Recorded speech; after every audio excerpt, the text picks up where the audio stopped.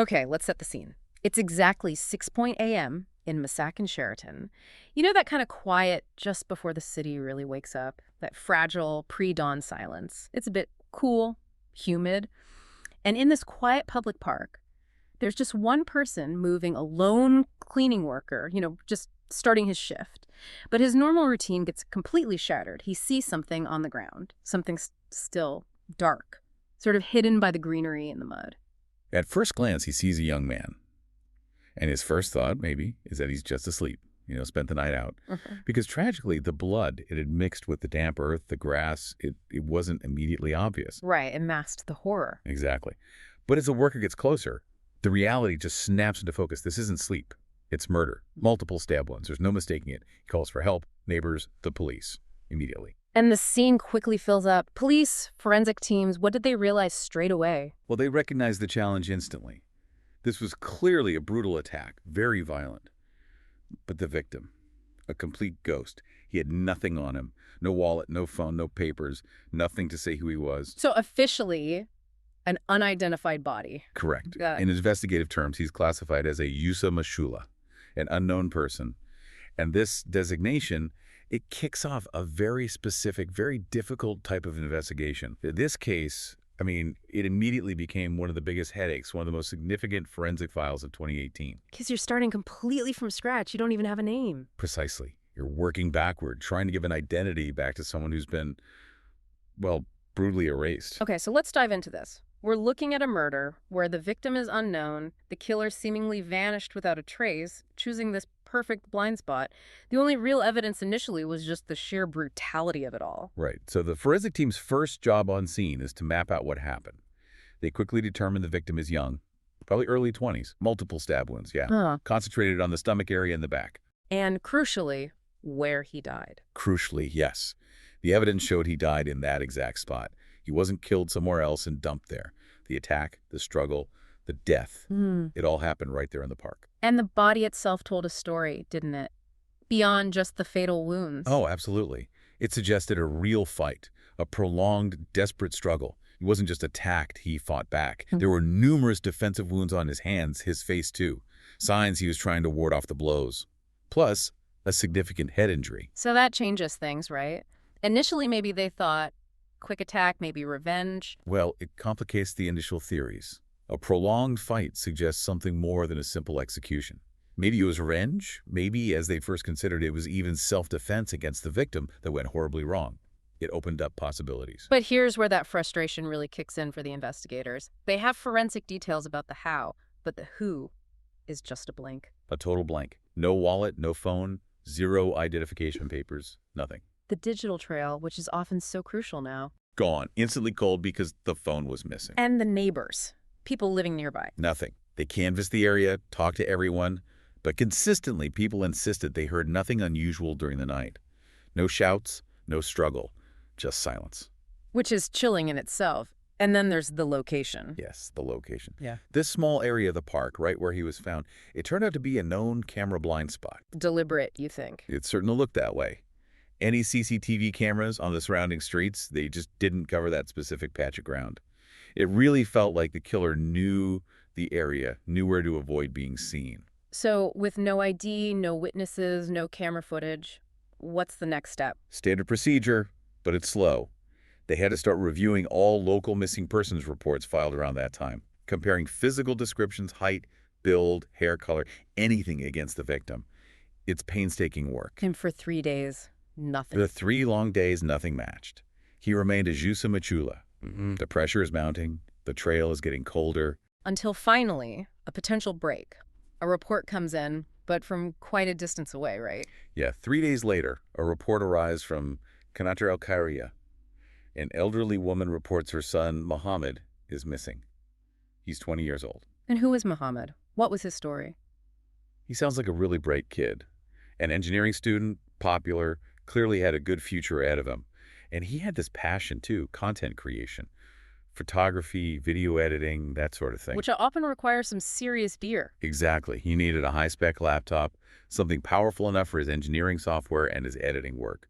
Professional-grade stuff. And that kind of equipment, it's incredibly expensive new. Massively expensive. Mm-hmm. So Like a lot of people trying to save money, friends advised him to look online.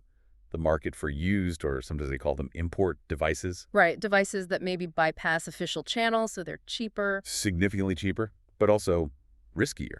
Much higher potential for scams, for fraud. And Mohammed had saved up quite a bit. He had around 25,000 Egyptian pounds, a really substantial amount, probably everything he earned and saved. And he found an ad online, a laptop that seemed perfect at a price that was, well, almost too good to be true. Tens of thousands less than market value. Alarm bells should be ringing there, shouldn't they? In hindsight, absolutely. But he was keen, maybe trusting. He arranged to meet the seller in Masaken Sheraton to do the exchange, pay the cash, get the laptop. Okay. And he was careful. He called his mother when he got there, told her he'd arrived at the meeting spot, standard check-in. But then, maybe an hour later, she tries calling him back. And his phone is off, switched off completely. Which is unusual for him. Very unusual, according to his mother. He was responsible, always reachable. So her worry spikes immediately. That's what led her to file the missing person report. So the police get this report from Cantor. They ask for a photo. They ask for a photo of Mohammed. Mm-hmm. And the second they see it and compare it to the unidentified body from the park, it's an immediate match. Oh, wow, just like that. The Yusa Majula finally has a name. It's Mohammed. The relief of identification is immediately overshadowed by the confirmation of the tragedy for his family. And suddenly, the motive clicks into place. Instantly. It's not some complex revenge plot. It's robbery. Plain and simple robbery for that 25,000 EGP he was carrying. The final forensic report also confirmed the time of death, somewhere between 9:000 p.m. and 10:10 p.m., the night he went missing. The struggle, the stab wounds, it was all about that money. But they still have a problem. The link to the killer or killers was likely on Mohammed's phone, right? The ad details, the seller's number. Exactly. And that phone is gone. And his mother, understandably, she didn't have those details. No, she didn't know who he was meeting, didn't have the seller's number or a copy of the ad. So the police are back to a kind of digital dead end, even though they know the motive now. That must have been incredibly frustrating. They know why, they know who the victim is, but the direct trail to the perpetrator is just gone. It forced a massive investigative effort on two fronts. First, the bureaucratic route, requesting detailed call records from the phone company for Mohammed's number, trying to see who he last called before the phone went dead. Which takes time. Takes time, yeah. Lots of paperwork. And, simultaneously, a much more manual task. They started trying to catalog and sift through every single online ad for used electronics posted around that time, specifically targeting the Masaken Sheraton area. Wow, that's like looking for a needle in a digital haystack. Absolutely. They were hoping to find a recurring phone number, maybe a pattern, something linked to the seller Mohammed met. But it was slow, painstaking work. Days went by, and still, nothing solid. It feels like they're drowning in data, but the key isn't there, and then the break comes from somewhere completely unexpected. Completely unexpected. It came from what seemed like a totally minor, almost bizarre police complaint filed hours away in Ismailia. Ismailia, what was the complaint? A laptop trader, based there, filed a report against a buyer in Cairo. Not for theft, not even really for fraud initially. The complaint was just that this buyer had refused to accept a delivery of 2 laptops, making the trader pay the shipping fees for nothing. Okay. Seems pretty minor in the grand scheme of things. Why did that catch anyone's attention? It was the details of the failed delivery. The Cairo buyer had insisted the delivery agent meet him in Masaken Sheraton. Okay, that's the area. But then, Let me guess. The park. he specifically asked the delivery agent to bring the laptops into the public park, the exact park where Mohammed was murdered. No way. Yes. And the delivery agent, thankfully, was cautious. He thought it was suspicious, being asked to go into a quiet park at night. He was worried about his motorbike being stolen, maybe getting robbed himself.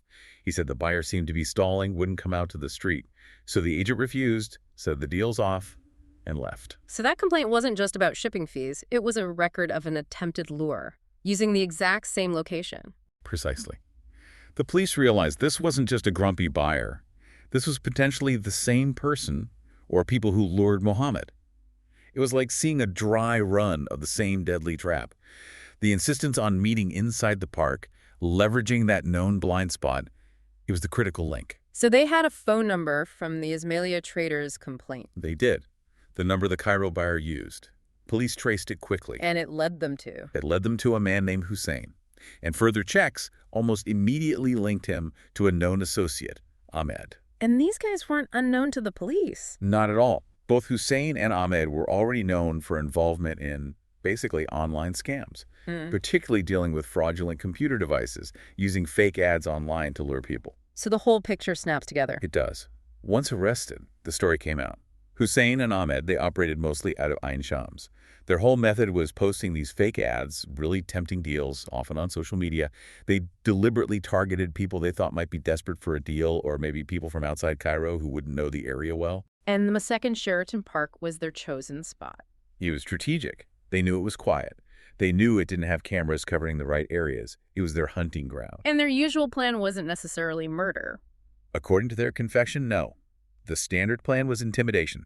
Meet the victim, show a knife, scare them into handing over the cash or whatever goods they were supposed to be buying or selling. Quick grab and run. But with Mohamed, it went differently. It went tragically differently. Because Mohammed resisted. When they confronted him, demanded that bag with the 25,000 EGP, he fought back. He didn't just hand it over. And that's when the knife came out for real. That's when the intimidation escalated instantly to lethal violence. They stabbed him repeatedly, abdomen, back. During that struggle, we know happened from the forensic evidence. And after, the callousness is just Yeah, astounding. it really is. The attack happened around 9:30 p.m. Afterwards, they took the money, grabbed his phone, any ID or papers he had on him. They scattered his documents in different places, specifically to make identification harder, to keep him as that Jusa Mahula for as long as possible. Then they divided the cash, went home, and went to sleep. Like it was just another night's work. Unbelievable. But that link, that seemingly random complaint from Ismailia, that broke the case wide open. It did. It allowed the police to connect the dots, identify Hussein and Ahmed, and bring them to justice. They faced trial and were punished for Mohammed's murder. It's a chilling story, and it really does raise that crucial question, doesn't it? We all use the internet now to buy and sell, sometimes high-value things. How do we stay safe? That's the core issue. How do you navigate the convenience, sometimes the necessity, of online marketplaces without falling prey to people who exploit that anonymity, who use technology to set these physical traps? The lesson from Mohammed's tragic death seems so stark, but so important. Never buy something expensive sight unseen from an unknown source if you can help it. Right. And if you absolutely must meet a stranger for a transaction, especially involving significant cash, safety has to be paramount. Don't go to quiet parks or secluded spots. Choose somewhere public, well-lit, ideally with cameras, like maybe the lobby of a police station or inside a busy bank during opening hours, somewhere public and secure. Exactly. It might seem inconvenient, it might feel overly cautious, but your safety has to come first. Always. Over getting the deal, over saving a bit of time. It just has to.